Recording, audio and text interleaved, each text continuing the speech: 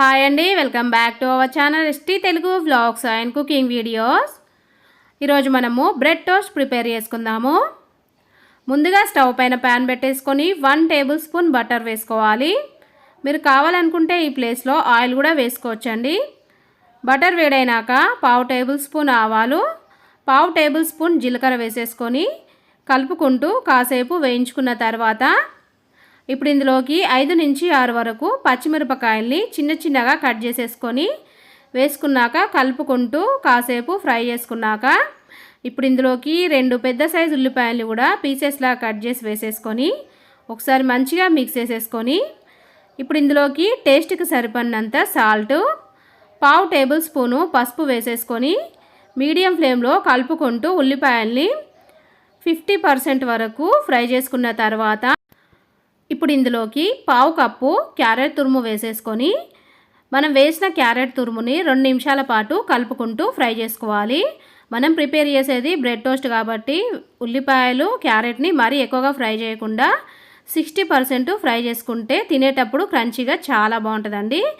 ఇప్పుడు క్యారెట్ కూడా ఇలా ఫ్రై అయిపోయినాక ఇందులోకి మనము ఒక టమాటాను లోపల గింజలు తీసేసుకొని పీసెస్లా కట్ చేసి వేసుకున్న తర్వాత 1 నిమిషం పాటు కలుపుకుంటూ ఫ్రై చేసేసుకొని ఇప్పుడు స్టవ్ లో ఫ్లేమ్లో పెట్టేసుకొని 1/2 టేబుల్ స్పూన్ కారము, 1/2 tablespoon chicken masala, 1/2 tablespoon chaat masala, 1/2 tablespoon garam masala వేసేసుకొని ఒకసారి అంతా మిక్స్ చేసేసుకున్న తర్వాత కట్ చేసి పెట్టుకున్న కొత్తిమీర కరివేపాకు వేసేసుకొని ఒకసారి అంతా మిక్స్ చేసేసుకుంటే మనకి టోస్ట్ పైన పెట్టుకోవడానికి కర్రీ అయితే రెడీ అయిపోయిందండి. ఇప్పుడు స్టవ్ ఆఫ్ చేసేసుకొని కర్రీని పక్కన పెట్టేసుకొని బ్రెడ్ను టోస్ట్ చేసుకోవడానికి స్టవ్ పైన ప్యాన్ పెట్టేసుకొని ముందుగా 1 టేబుల్ స్పూను బటర్ అప్లై చేసుకోవాలి. మీ దగ్గర బటర్ లేకపోతే గీ కూడా వేసుకోవచ్చండి. కాకపోతే మనము బటర్తో కనుక బ్రెడ్ టోస్ట్ చేసుకుంటే టేస్ట్ చాలా బాగుంటుంది.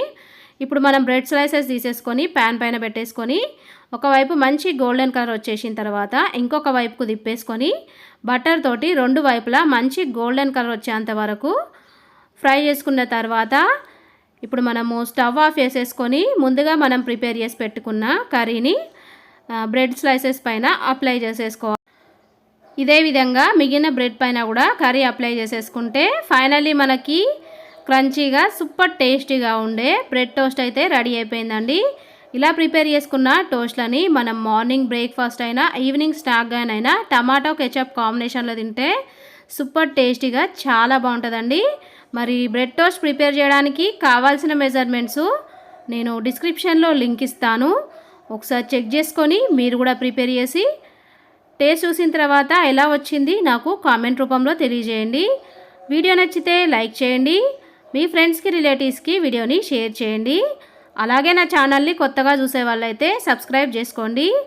ఓకే, బాయ్ ఫ్రెండ్స్, నెక్స్ట్ వీడియోతో మళ్ళీ కలుద్దాం.